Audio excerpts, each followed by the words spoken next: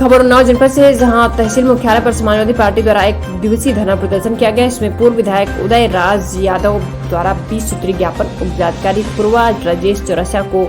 राज्यपाल के लिए सौंपा गया, जिनमें महंगाई, समाज के दूसरे कमजोर वर्गों की अपेक्षा, आरक्षण, परिवार, कानून व्यवस्था ध्वस्त आदि मुख्य बिंदु शामिल है। वहीं पूर्व विधायक ने बताया कि अगले सप्ताह जिला उपाध्यक्ष सुनील रावत ने सहारावा गांव के लोगों के साथ धरना प्रदर्शन किया था। प्रशासन ने उन पर मुकदमा लिख दिया था और वह मुकदमे वापस किए जाए एवं पंचायत चुनाव का कार्यकाल लगभग समाप्त होने वाला है। ऐसी स्थिति में पट्टों को रोका जाए। ग्रामीण क्षेत्रों में घूम रहे आवारा व जानवरों के शासन द्वारा निर्मित आश्रयों में रखकर किसानों की बर्बाद होती फसल को बचाया जाए एवं हिंदुस्तान समाचार पत्र के युवा पत्रकार शुभम तिवारी की मृत्यु पर शासन द्वारा 50 लाख का मुआवजा दिलाया जाए तथा पत्रकारों की सुरक्षा प्रदान की जाए। 20 सूत्री ज्ञापन पूर्वा तहसील के उपजिलाधिकारी राजेश चौरसिया द्वारा महामहिम राज्यपाल महोदय उत्तर प्रदेश को भेजा गया। धरने की समाप्ति पर 2 मिनट का मौन रखकर पत्रकार शुभम तिवारी की आत्मा की शांति के लिए ईश्वर से कामना की। उन्नाव जनपद से पुनीत सिंह रिपोर्ट। उपस्थित पूर्वा विधानसभा क्षेत्र के समाजवादी पार्टी के अध्यक्ष भाई आसिफ खाजी, समाजवादी पार्टी के जिला उपाध्यक्ष सुनील रावत जी, जिला समाजवादी पार्टी के सचिव मधुसूदन यादव जी तथा क्षेत्र के आए हुए समाजवादी पार्टी के सभी सम्मानित कार्यकर्ता साथियों, सबसे पहले हम आप सभी साथियों को बहुत बहुत धन्यवाद देना चाहता हूं कि केवल फेसबुक की सूचना पर आप सारे बड़ी संख्या में यहाँ पर जो एकत्रित हुए हैं, इसके लिए मैं आप सारे साथियों को बहुत बहुत धन्यवाद देता हूं। भाई सुनील जी ने कहा कि अस्वस्थ होने के कारण निश्चित रूप से मैं मानता हूं कि मैं आपके बीच में बहुत ज्यादा नहीं आ सका था, लेकिन इसके बावजूद भी मेरा पूरा ये प्रयास रहा कि अगर कहीं भी आवश्यकता पड़े तो शायद सुनील रावत के साथ, विधानसभा अध्यक्ष के साथ निश्चित रूप से हमारा पुत्र आप लोगों के बीच में की सरकार हो, कितने बड़े पैमाने पर धन एकत्रित करने का काम किया। लेकिन आज मैं कह सकता हूं कि आपकी विधानसभा में अगर किसी व्यक्ति को कोरोना की बीमारी हो जाए तो चाहे वो मरहमा हो, चाहे वो पुरवा हो, चाहे वो असोहा हो, क्या कहीं पर उन मरीजों के इलाज के लिए कोई व्यवस्था की गई? आखिर आज एक सवाल उठता है कि कहां गया वो सारा पैसा जो कोरोना के नाम पर, कोविड के नाम पर, इलाज के नाम पर,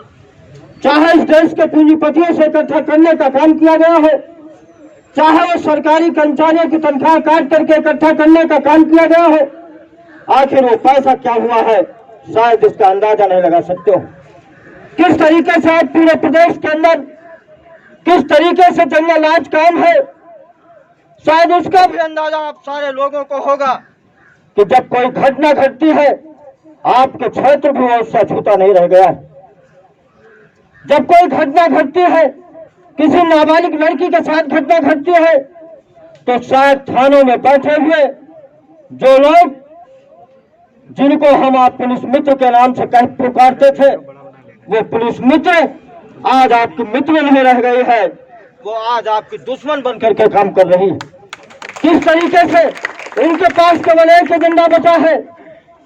भारतीय जनता पार्टी के लोग, सत्ता में बैठे हुए लोग किसी व्यक्ति के बारे में कह दे कि वो व्यक्ति अपराधी है, शायद उसको जेल की सीटों में भेजने का काम करते हैं, पीड़ित को इंसाफ देने का काम।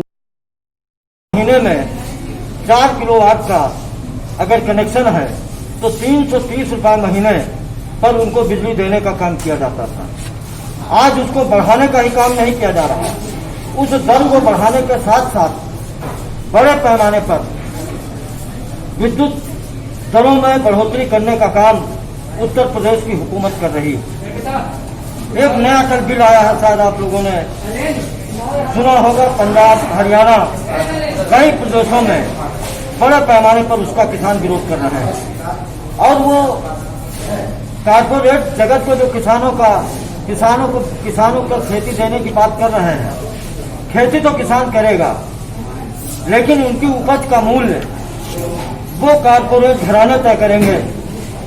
कि धान की कीमत क्या होगी, गेहूं की कीमत क्या होगी, अरहर की कीमत क्या होगी, या जो भी चीजें पैदा होती हैं उनकी कीमत क्या होगी। और ये जो फरमान जो अध्यादेश सरकार ने लाया है, शायद तमाम लोगों को मालूम होगा, जिन लोगों ने पढ़ा होगा, कि अंग्रेजी हुकूमत के समय यही कानून हुआ करता था। उस समय कुछ घरानों को,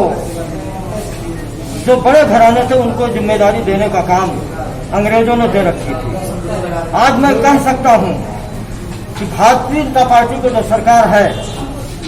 ये कहीं न कहीं निश्चित रूप से